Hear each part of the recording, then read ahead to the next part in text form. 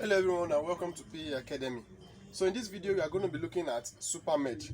So in the previous video we've looked at mesh analysis and now we are going to be looking at Supermesh. So now when we talk about Supermesh is used to solve a circuit whereby we have a current source between two loops. Now let me note that down. So I say Supermesh is used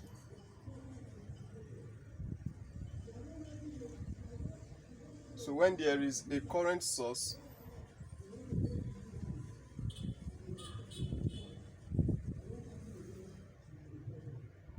between two meshes. Is it meshes or mesh? Alright, so when there is a current source between two mesh, that is when we use Supermesh. And if you remember when we look at mesh analysis, if just in case you missed that video, you can check the description of this video. You see a playlist to the videos I've done under mesh analysis. Now if you come across some question under mesh analysis, you discover that you might not be able to solve them when there is a current between two different mesh. So I might be using the word mesh and loops interchangeably. In this case they are similar although they are different. You can also check the playlist for the video I did talking about the difference between a mesh, loop, branch, element and all those things. So now let's continue. Supermesh, I said what it is used when there is a current source between two meshes. Now let's examine this circuit.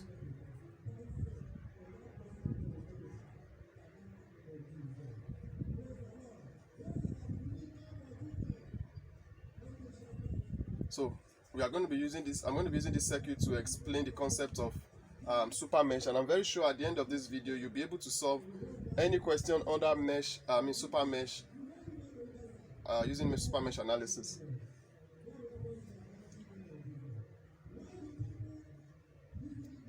So this is what makes it a Supermesh. So you can see in this diagram we are having what? A current source in between two mesh. You know, if you have to solve this using ordinary mesh analysis, you might not be able to. You'll not be able to do it just because of this current source in between. So that is where the idea of Supermesh comes into place. Now let me put in some values. Let's call this is our resistor. Let's call it R1, and then let's call this R2, and let's call this R3. So this is our voltage source. Let's just give it, that's V. And let's say in this question we are asked to find the current that is flowing through the R1, the current flowing through R2, and the current flowing through the R3, the three resistors, using what? Using Supermesh. So just like we do when we are solving mesh analysis, you pick your current direction for the three meshes that we are having here. So let's take a clockwise direction. If you have been following my mesh solution, you notice that I mostly use clockwise direction. So in clockwise direction, let's call this I1. This is I2, and then alright, so let me just use this as I3 and let me use this as I2. You can use anything, you can interchange them, you still get the same answer. So once we do this, the next thing we do using the idea or the concept of we go from mesh analysis. So let's add the polarities in this direction. So don't forget the polarity of the voltage source is constant. The longer side is the positive and this is the negative.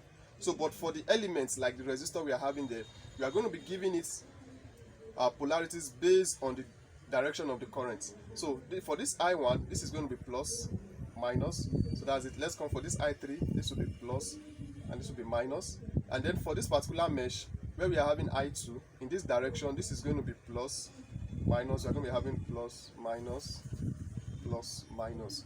I want to believe by now you are familiar with what I've just done here. If you are not, probably you missed the video on mesh analysis and I want you to watch that. Alright, so after you have done this, don't forget this is a circuit you are trying to solve using Supermesh. The question is saying that we should look for the value of I1, the current through each of the three resistors. Alright, so what you do now is, you see this one where we are having the current source that is between two meshes, you are going to have what we call the equation of the current source. Now let me draw that one out. So let me use this space.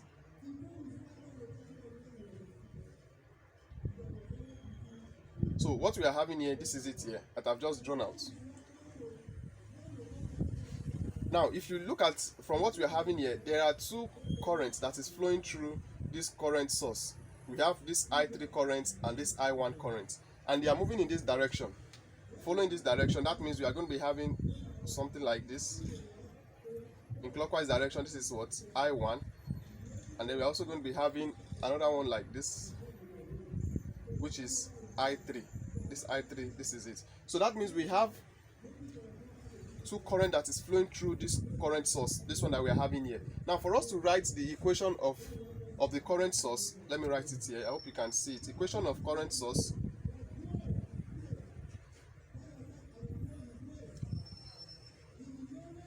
So the equation of current source is, now if you look at this diagram closely, you see that I3 is in direction with the current source itself.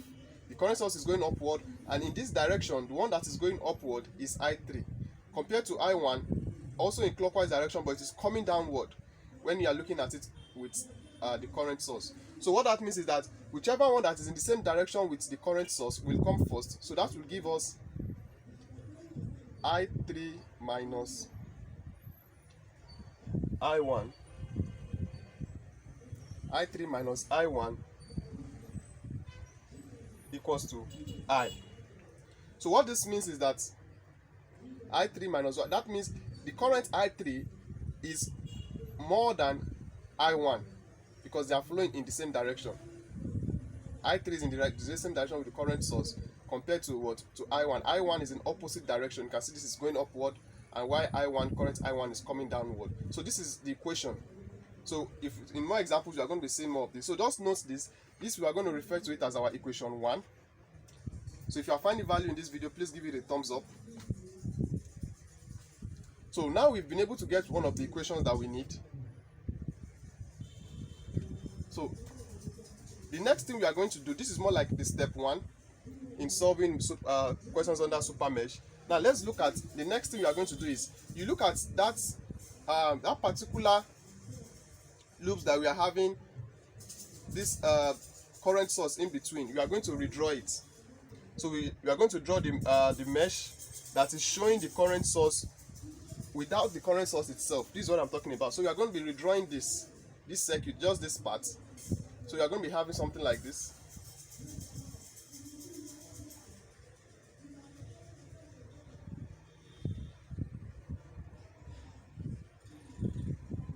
We are going to be having something like this. So let's bring in the elements. This is R2, this is R3.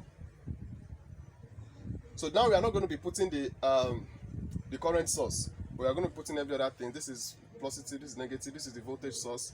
And for the polarities here, we have towards this direction, we have our I1. If you look at it here, in this direction, for this R2 is flowing towards this direction, that is I1. If you look at R3, in this direction, we have I3 flowing in that direction.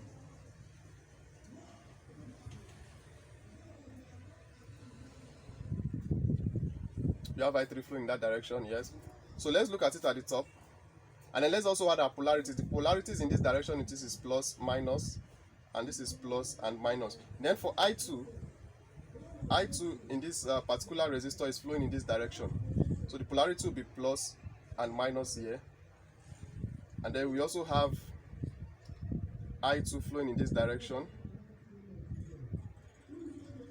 We also have I2 flowing in this direction, and also I2 flowing in this direction. This is I2, and then the polarity will be plus and minus. So with what we've just drawn here, we are going to apply KVL. That's Kirchhoff voltage law. Just now we are going to take this like the same way we are solving not mesh circuits. That's what we are going to follow here. So we are going to start from one of the node straight down to the same node. So let's say we are starting from here. If you are picking if you go around the circuit, also in a clockwise direction. So we are going to apply KVL. In doing that, if you are starting from here, going in this direction, so this is negative to positive. That means we are going to be having V, right? Then from here, we come here to this resistor R2. Now, because of the current I1 that is flowing it in this direction, you can see this is the direction here. That is going to be what? Remember, V is equals to IR. That is the current times the resistance. So because of this direction, which is going from positive to negative, that's going to give us minus I1 R2, like this. Now there's also another current coming the other way from left to right, I hope from my screen from left to right, current I2 is coming in this direction. So that's going to be, this is negative, positive. So that's going to be plus I2 R2. So we are done with this. Now let's go to the next one. From positive to negative due to current I3 for this particular element or resistor R3. So that's going to give us minus I3 R3. Now for this other current I2 that is flowing through this resistor, this is from plus to minus.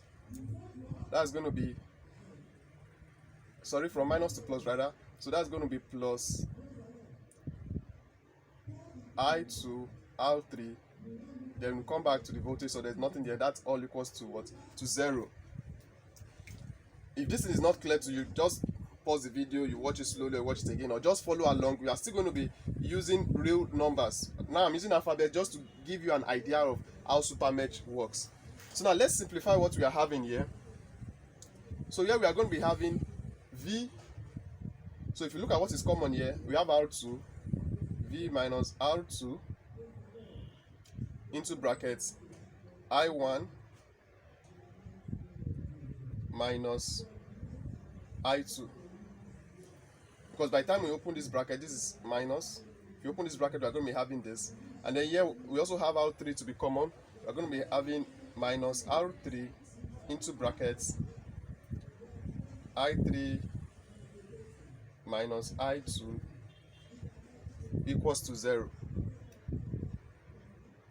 So with that, now we can have our V to be, when it comes to the other side of the equals to sign, R2 into brackets I1 minus I2 plus R3 into brackets I3 minus I2. And this is here is equation 2. And here is equation 2. And this equation 2 is when we put these two mesh together. Now, we are now going to look at this mesh 3.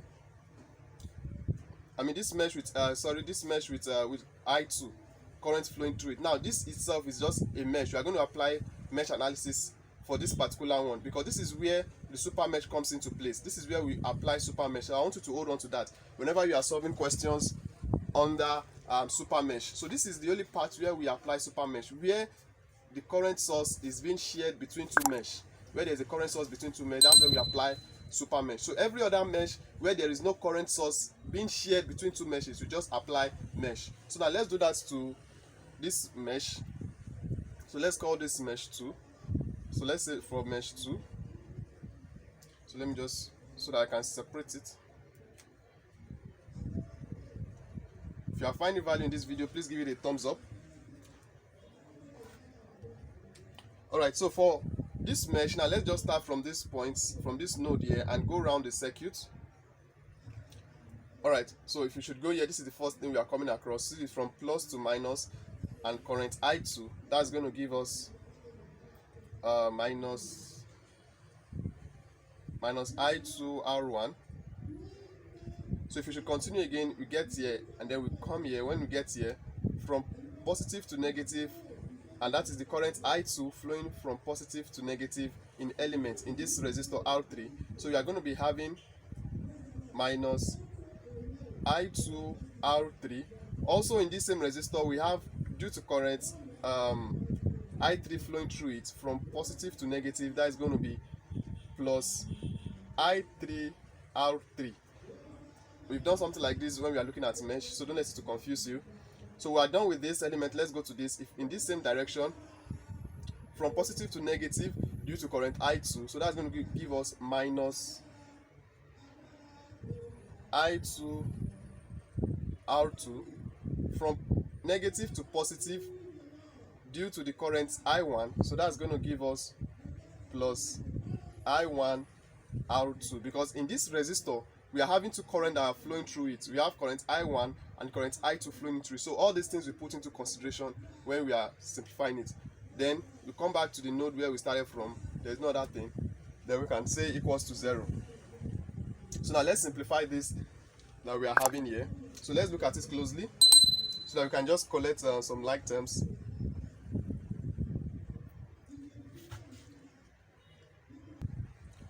So in collecting like terms, we are going to be having this I3 R3. So let me bring it first. We are having I3 R3 plus I1 R2.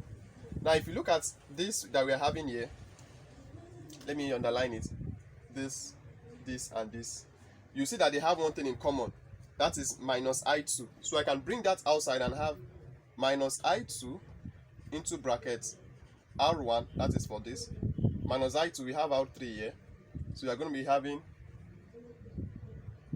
plus R3, and then for this we also have minus I2, so we are going to be having plus R2, all equals to 0.